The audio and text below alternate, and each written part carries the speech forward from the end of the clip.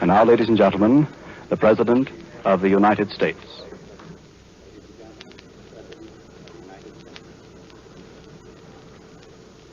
My fellow Americans of all the Americas, my friends, I am speaking tonight from the White House in the presence of the governing board of the Pan American Union, the Canadian minister, and their families. The members of this board are the ambassadors and ministers of the American republics in Washington.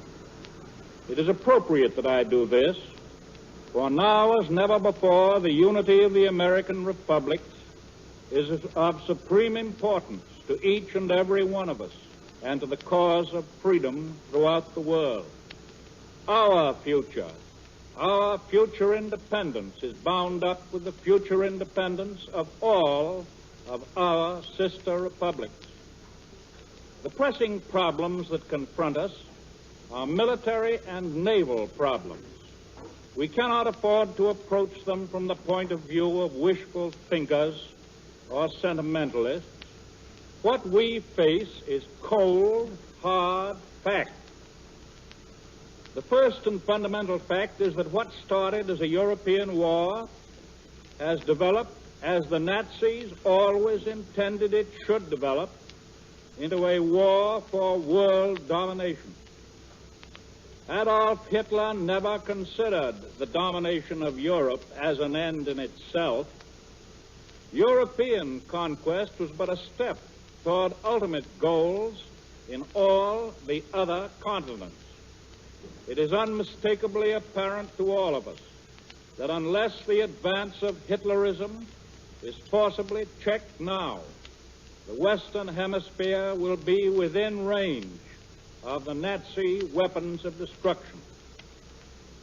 For our own defense, we have accordingly undertaken certain obvious, necessary measures. First, we have joined in concluding a series of agreements with all the other American republics. This further solidified our hemisphere against the common danger.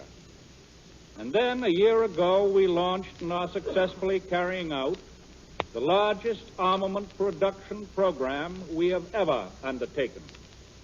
We have added substantially to our splendid Navy, and we have mustered our manpower to build up a new army, which is already worthy of the highest traditions of our military service.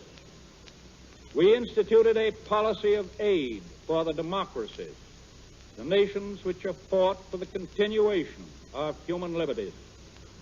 This policy had its origin in the first month of the war, when I urged upon the Congress repeal of the arms embargo provisions in the old neutrality law.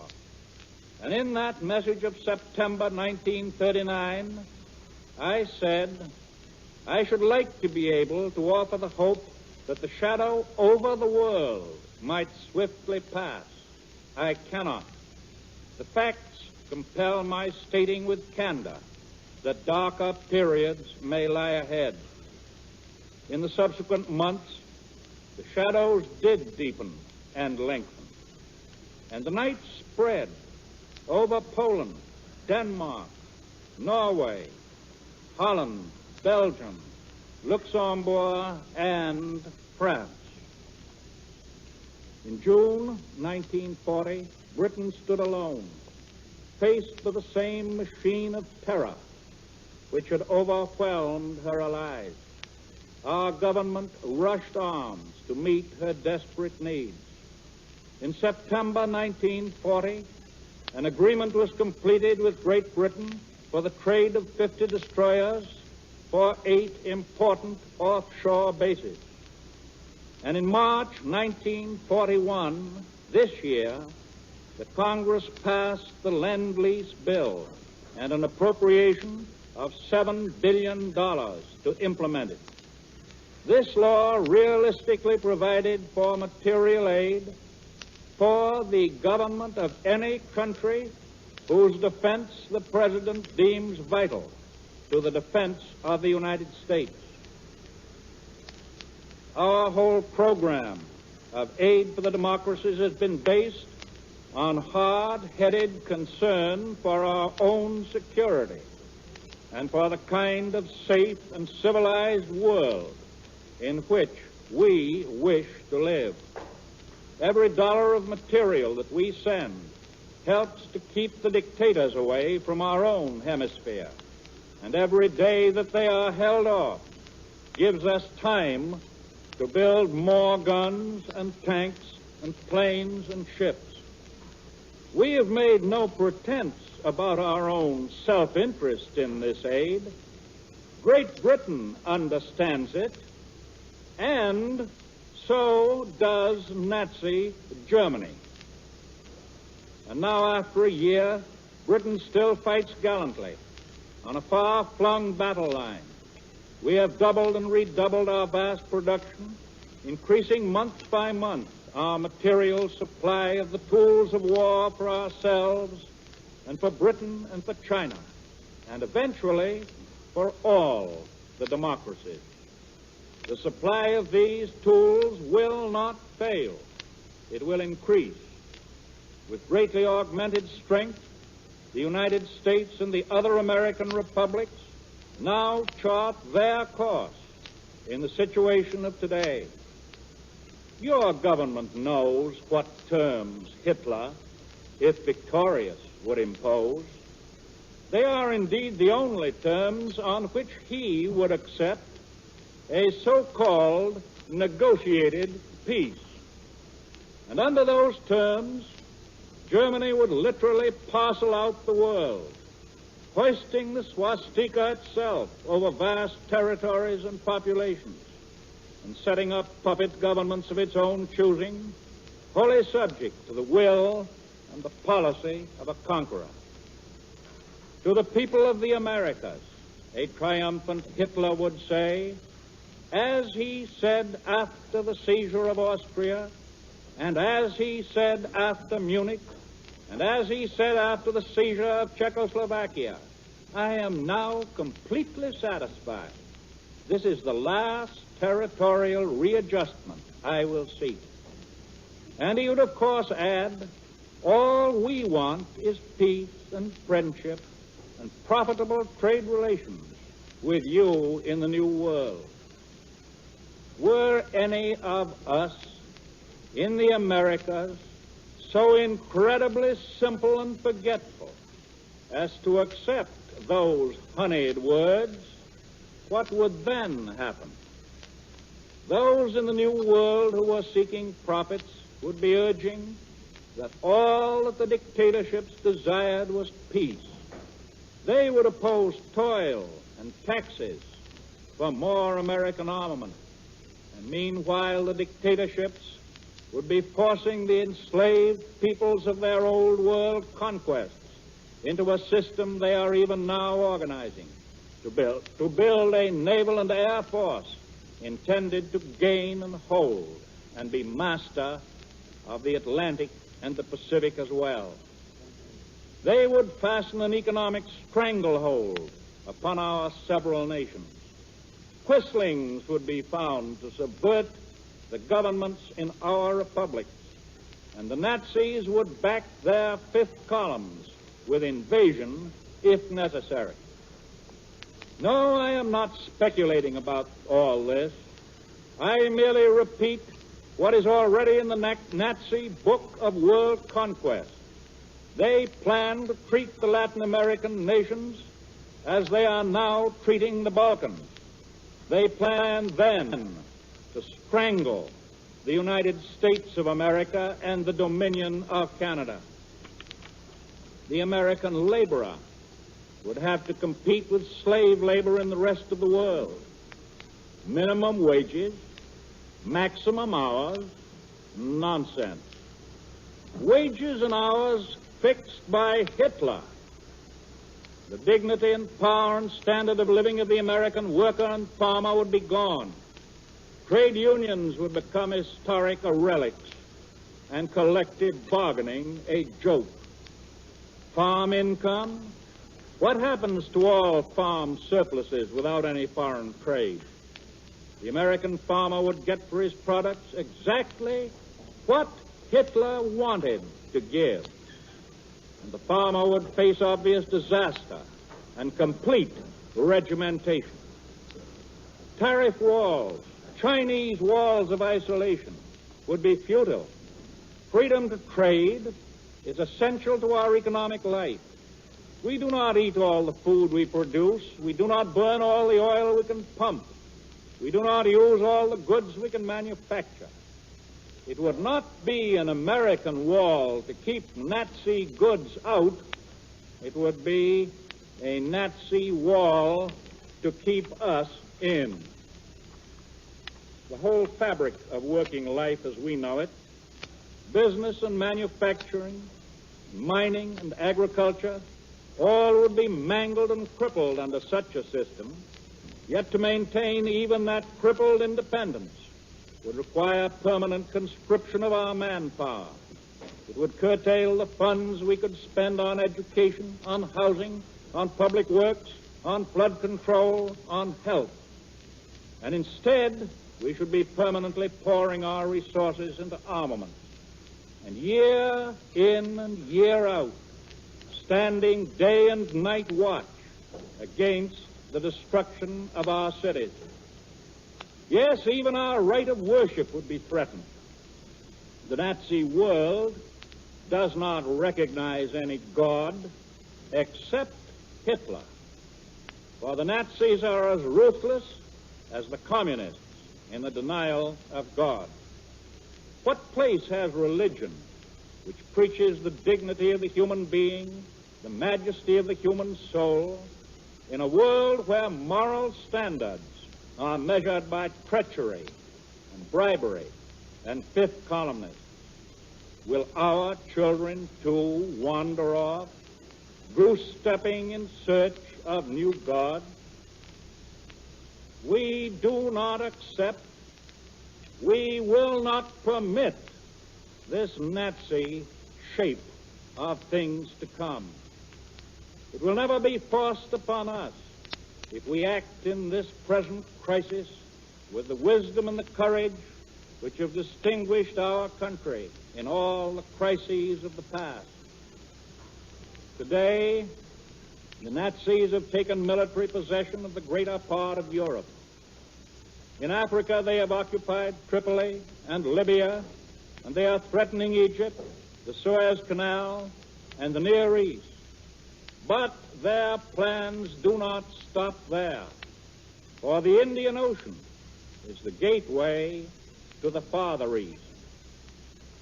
They also have the armed power at any moment to occupy Spain and Portugal. And that threat extends not only to French North Africa and the western end of the Mediterranean Sea, it extends also to the Atlantic fortress of Dakar and to the island outposts of the New World, the Azores and Cape Verde Islands. Yes, these Cape Verde Islands are only 7 hours' distance from Brazil by bomber or troop-carrying planes. They dominate shipping routes to and from the South Atlantic. The war is approaching the brink of the Western Hemisphere itself. It is coming very close to home. Control or occupation by Nazi forces of any of the islands of the Atlantic would jeopardize the immediate safety of portions of North and South America and of the island possessions of the United States, and therefore of the ultimate safety of the continental United States itself. Hitler's plan of world domination would be near its accomplishment today were it not for 2 factors. One is the epic resistance of Britain, her colonies, and the great dominions, fighting not only to maintain the existence of the island of Britain, but also to hold the Near East and Africa.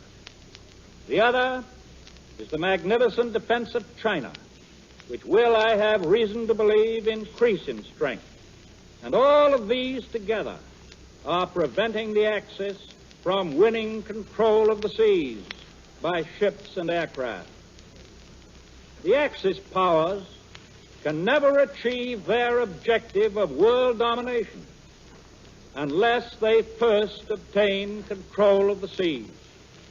That is their supreme purpose today, and to achieve it, they must capture Great Britain.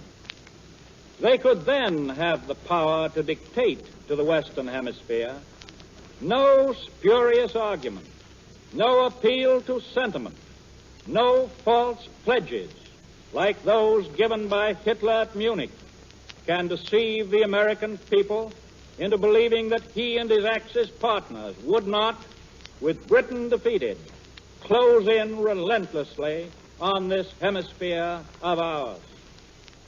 But if the Axis powers fail to gain control of the seas, then they are certainly defeated. Their dreams of world domination will then go by the board, and the criminal leaders who started this war will suffer inevitable disaster. Both they and their people know this, and they and their people are afraid. That is why they are risking everything they have, conducting desperate attempts to break through to the command of the ocean. Once they are limited to a continuing land war, their cruel forces of occupation will be unable to keep their heel on the necks of the millions of innocent, oppressed peoples on the continent of Europe. And in the end, their whole structure will break into little pieces. And let us remember that the wider the Nazi land effort, the greater is their ultimate danger. We do not forget the silenced people. Masters of Germany, those at least who have not been assassinated or escaped to free soil, have marked these silenced peoples and their children's children for slavery.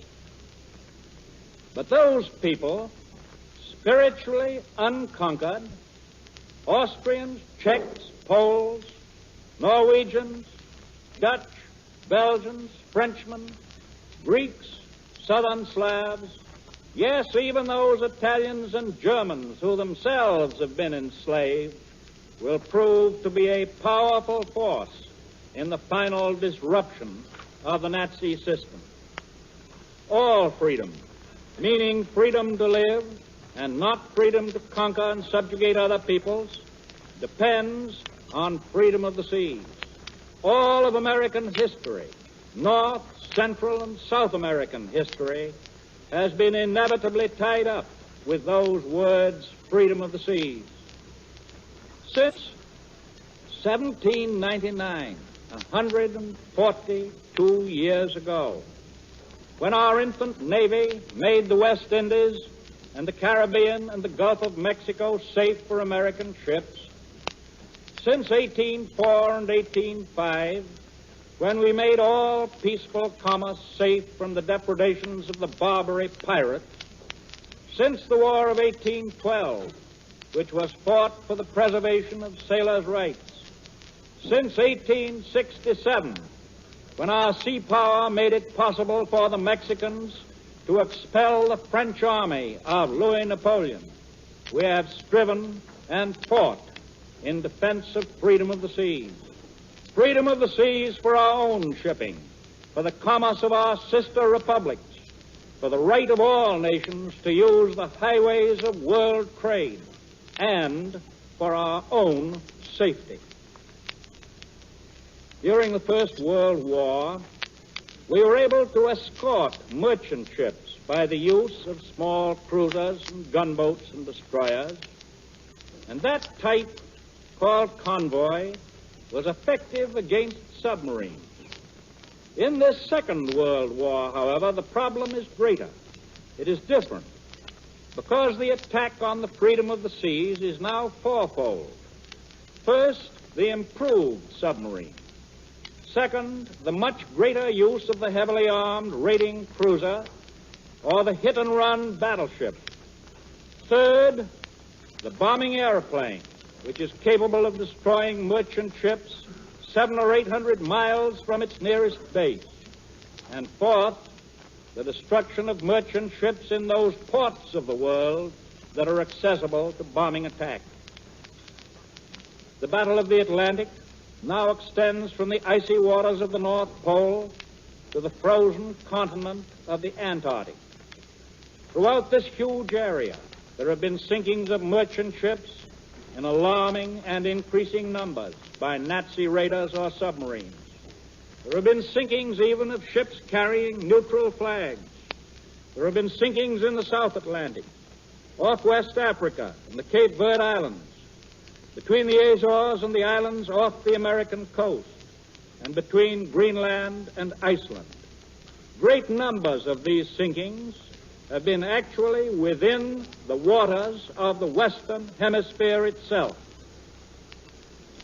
The blunt truth of this seems to be this, and I reveal this with the full knowledge of the British government.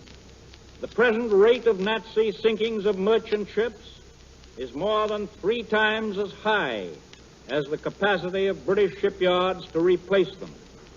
It is more than twice the combined British and American output of merchant ships today. We can answer this peril by 2 simultaneous measures. First, by speeding up and increasing our own great shipbuilding program, and second, by helping to cut down the losses on the high seas. Attacks on shipping off the very shores of land which we are determined to protect present an actual military danger to the Americas. And that danger has recently been heavily underlined by the presence in Western Hemisphere waters of a Nazi battleship of great striking power. You remember that most of the supplies for Britain go by a northerly route, which comes close to Greenland and the nearby island of Iceland. Germany's heaviest attack is on that route. Nazi occupation of Iceland or bases in Greenland would bring the war close to our own continental shores, because those places are stepping stones to Labrador, to Newfoundland, to Nova Scotia, yes, to the northern United States itself, including the great industrial centers of the North, the East, and the Middle West. Equally, the Azores and the Cape Verde Islands, if occupied or controlled by Germany, would directly endanger the freedom of the Atlantic and our own American physical safety. Under German domination, those islands would become bases for submarines, warships, and airplanes raiding the waters that lie immediately off our own coast and attacking the shipping in the South Atlantic. They would provide a springboard for actual attack against the integrity and the independence of Brazil and her neighboring republics. I have said on many occasions that the United States is mustering its men and its resources only for purposes of defense, only to repel attack. I repeat that statement now. But we must be realistic when we use the word attack. We have to relate it to the lightning speed of modern warfare. Some people seem to think that we are not attacked until bombs actually drop in the streets of New York or San Francisco or New Orleans or Chicago. But they are simply shutting their eyes to the lesson that we must learn from the fate of every nation that the Nazis have conquered. The attack on Czechoslovakia began with the conquest of Austria. The attack on Norway began with the occupation of Denmark. The attack on Greece began with occupation of Albania and Bulgaria. The attack on the Suez Canal began with the invasion of the Balkans and North Africa. And the attack on the United States can begin with the domination of any base which menaces our security north or south. Nobody can foretell tonight just when the acts of the dictators will ripen into attack on this hemisphere and us. But we know enough by now to realize that it would be suicide to wait until they are in our front yard. When your enemy comes at you in a tank or a bombing plane, if you hold your fire until you see the whites of his eyes, you will never know what hit you. Our Bunker Hill of tomorrow may be several thousand miles from Boston, Massachusetts.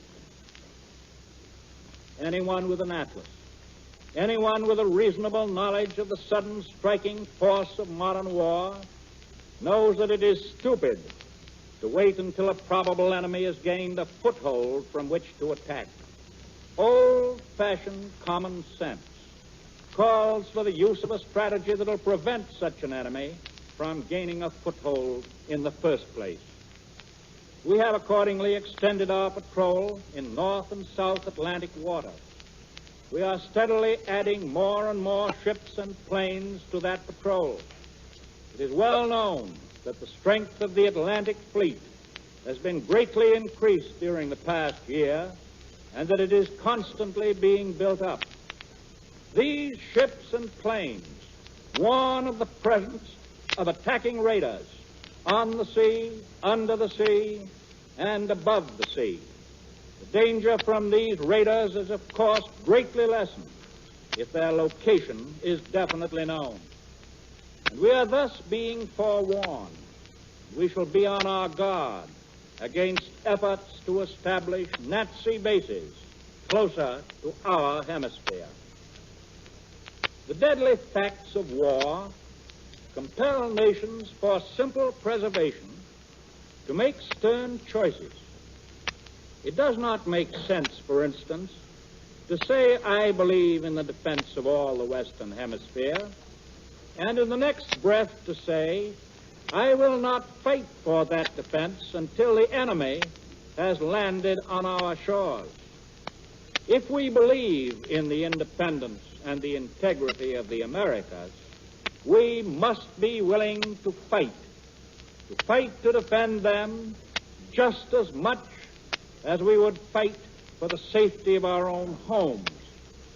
It is time for us to realize that the safety of American homes, even in the center of this, our own country, has a very definite relationship to the continued safety of homes in Nova Scotia or Trinidad or Brazil. Our national policy today, therefore, is this.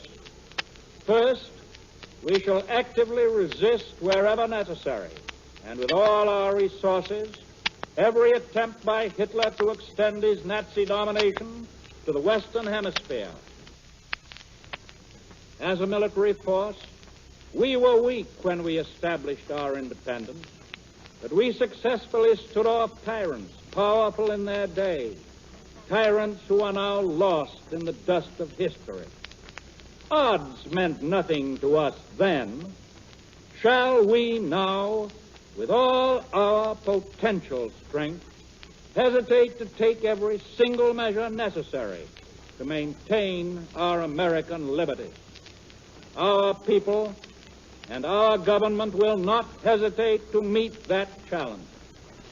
As the President of a united and determined people, I say solemnly, we reassert the ancient American doctrine of freedom of the seas. We reassert the solidarity of the 21 American republics and the Dominion of Canada in the preservation of the independence of the hemisphere. We have pledged material support to the other democracies of the world, and we will fulfill that pledge. We, in the Americas, will decide for ourselves whether and when and where our American interests are attacked or our security threatened. We are placing our armed forces in strategic military positions. We will not hesitate to use our armed forces to repel attacks.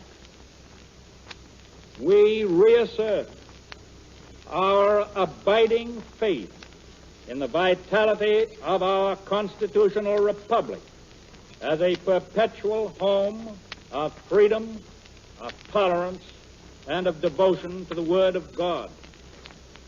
Therefore, with profound consciousness of my responsibilities to my countrymen and to my country's cause, I have tonight issued a proclamation that an unlimited national emergency exists and requires the strengthening of our defense to the extreme limit of our national power and authority.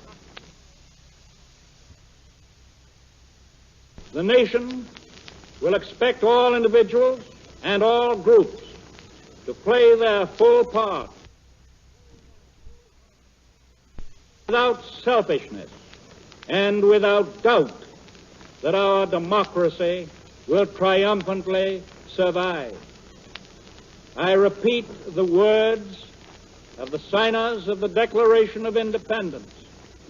That little band of patriots, fighting long ago against overwhelming odds, but certain, as we are now, of ultimate victory, with a firm reliance on the protection of divine providence, we mutually pledge to each other our lives, our fortunes, and our sacred honor.